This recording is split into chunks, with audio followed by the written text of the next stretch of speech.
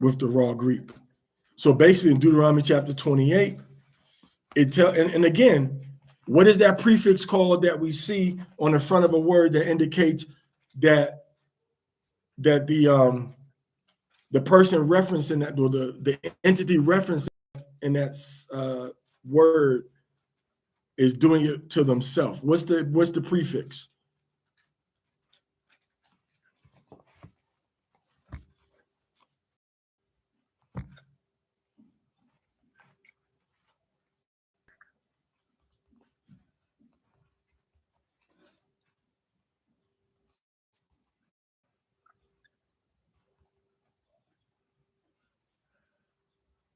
Anybody? Where are we?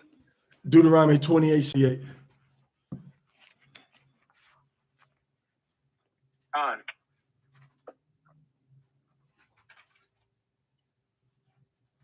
And even there, we have two different ways you can interpret that Hebrew. Okay. Because when you listen to people like, I mean, what's the name? Dr. Michael Brown. Well, hold up. Wait, let's take it back for a minute. Kwame, like, ain't you a doctor? Ain't you a PhD? I am a candidate in research of PhD. My wife is a doctor. Okay. So what's the question? No, the question. No, I was about to make a statement. Is a doctor named Dr. Michael Brown. He's a very excellent, teacher when it comes to breaking down certain Hebrew words and certain texts. He's a very good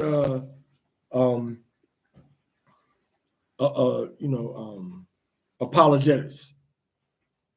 All right. Mm-hmm. But when you look at certain words and when you see that it says something, for example, when you look at that word again, it says hat makar thumb, or we said in Hebrew, it'd be wehit makartem. All right, wehit makartem. All right. Again, who remembers what we call that stem at the beginning of the word?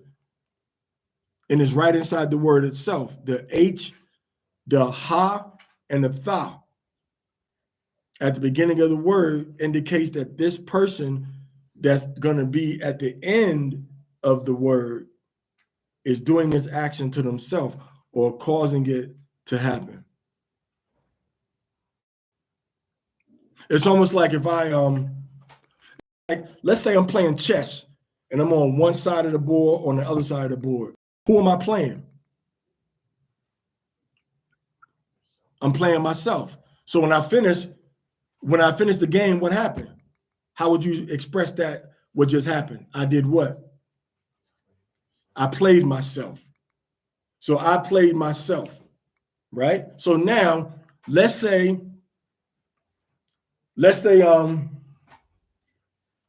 I go into Donald Trump's house and he asks me something and I give him an answer he don't like.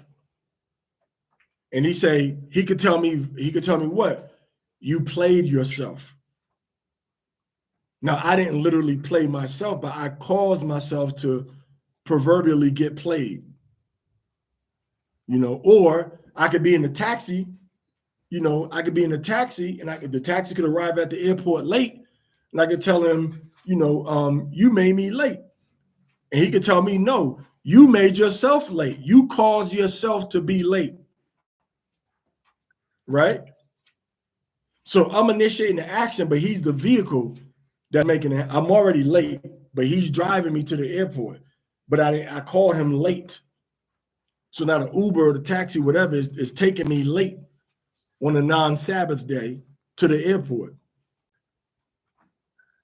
So I'm the one that's causing this action to happen. This is the same thing we see with this prefix, all right, with vehit makartem or wahat makartam. When it says it's a hitpael stem, which means you are making this happen yourself. You are making this happen.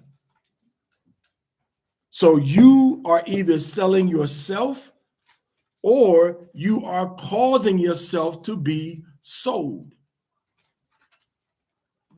Either you selling yourself or you causing yourself to be sold. Either way, mainstream Judaism, as it were, cannot say that this verse does not apply to us.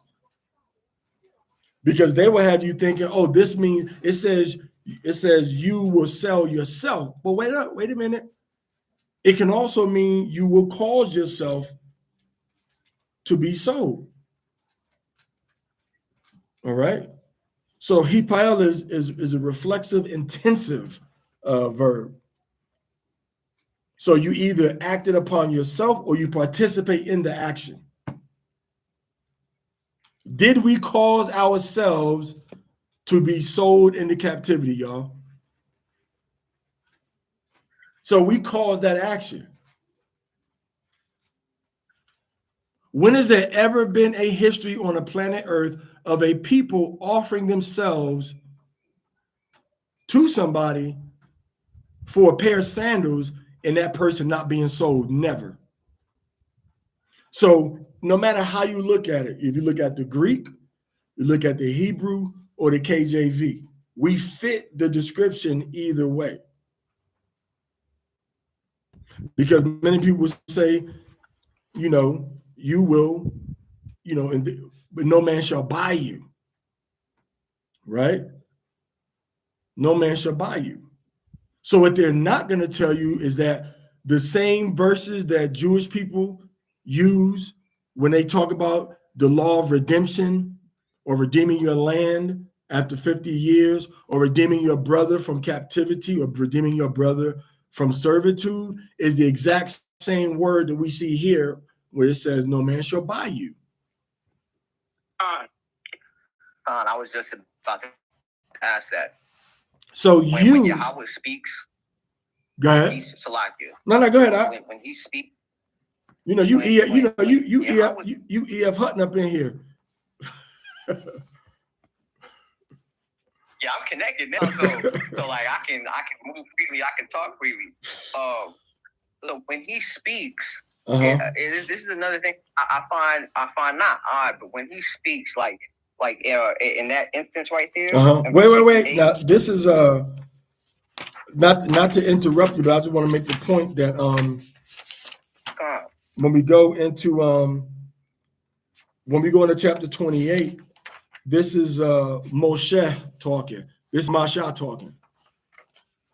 Of course, under the influence and inspiration of the Most High, but he's the one that's actually pronouncing these curses and blessings on us on behalf of the authority vested in him by Yahweh. But go ahead.